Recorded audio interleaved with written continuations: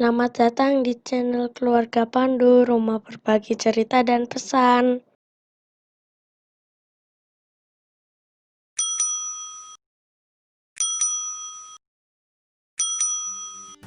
Halo sahabat keluarga Pandu, bagaimana kabarnya hari ini? Semoga selalu diberikan kesehatan yang baik dan juga diberkati oleh Tuhan. Selamat bertemu kembali dengan keluarga Pandu di dalam refleksi hari ini. Wajah Presiden Jokowi seperti ditampar setelah dalam kurun waktu tidak lebih dari 2 minggu sudah 2 orang menterinya yang ditetapkan sebagai tersangka korupsi. Di akhir November 2020, Edi Prabowo, Menteri Kelautan dan Perikanan didakwa KPK melakukan korupsi terkait dengan ekspor baby lobster. Dan masih di awal Desember 2020, Juliari Batubara, Menteri Sosial, didakwa KPK melakukan korupsi terkait dengan bantuan sosial untuk COVID-19. Tetapi sebenarnya masyarakat yang terkena dampak dari pandemi COVID-19 yang jauh lebih tersakiti oleh ulah para menteri ini dibandingkan dengan Presiden Jokowi.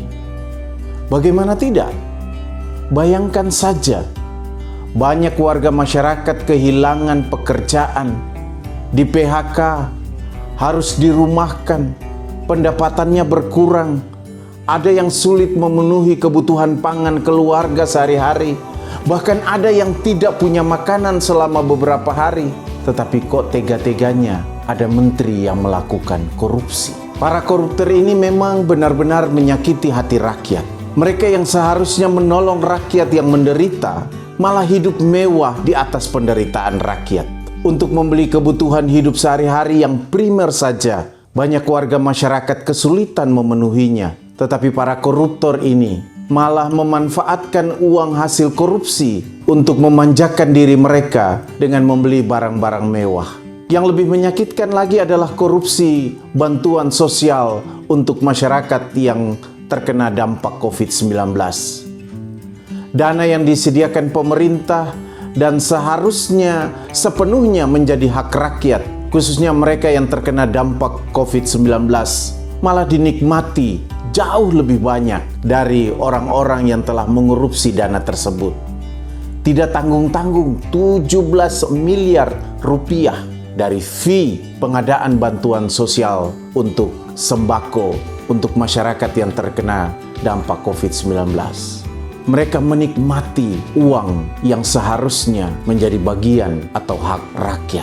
Menariknya lagi, sudah berkali-kali diingatkan oleh Presiden Jokowi agar jangan ada yang berani korupsi dana yang terkait dengan COVID-19. Bagi mereka yang berani melakukan hal ini akan digigit.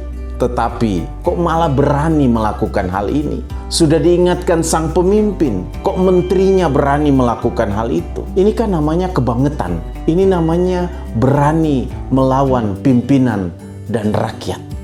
Beberapa rekan Kristen yang mendengar kabar ini kecewa karena kok ada pejabat Kristen yang terlibat dalam korupsi seperti ini.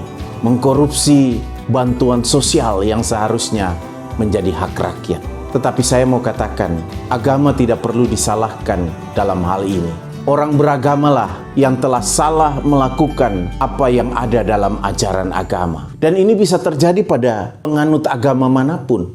Para penganut agama ini lupa terhadap ajaran agama yang sudah ditanamkan atau yang sudah diajarkan kepada mereka. Mereka lupa bahwa agama mengingatkan mereka untuk tidak mengambil apa yang bukan menjadi hak mereka, tidak mengambil apa yang menjadi hak orang lain. Mereka lupa bahwa harta yang diperoleh dengan cara yang tidak benar tidak akan pernah menjadi berkat bagi dirinya maupun juga untuk keluarganya. Saya lalu teringat ajaran Taurat dalam kitab Musa tentang larangan untuk merampas hak orang miskin dan pesan Amsal tua yang mengatakan siapa menindas orang lemah menghina penciptanya, tetapi siapa menaruh belas kasihan kepada orang miskin memuliakan penciptanya. Saya teringat dan terkesan dengan pelajaran dari Sakeus, seorang pemungut cukai. Perjumpaan dengan Tuhan mengubah seluruh hidupnya. Hidup dalam kasih Allah membuatnya mengubah perilakunya sebagai pegawai pemerintah di tengah masyarakat. Dia berjanji, setengah dari milikku akan kuberikan kepada orang miskin, dan sekiranya ada sesuatu yang kuperas dari seseorang, akan kukembalikan 4 kali lipat. Inilah pelajaran tentang perubahan hidup di dalam kasih Allah yang bisa kita pelajari dari Sakeus. Dalam waktu dekat kita juga akan memilih kepala-kepala daerah atau pemimpin-pemimpin daerah yang baru. Kita berharap sebagai pelayan masyarakat, kepala-kepala daerah ini nanti akan sungguh-sungguh menolong masyarakat, bukan menginginkan hidup enak dan membiarkan masyarakat susah.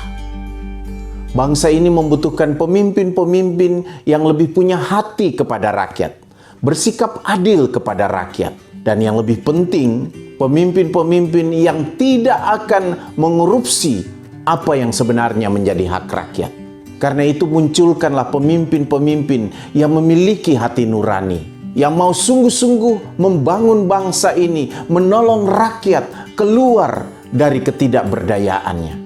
Jangan pemimpin yang ingin menolong tetapi malah menyusahkan rakyat. Jangan memilih pemimpin yang pintar dan memiliki kemampuan yang luar biasa, tetapi miskin hati nuraninya. Mari kita bangun Indonesia dengan keteladanan-keteladanan yang sungguh-sungguh memperlihatkan kasih kepada Allah dan juga kasih kepada manusia, kasih kepada seluruh ciptaan.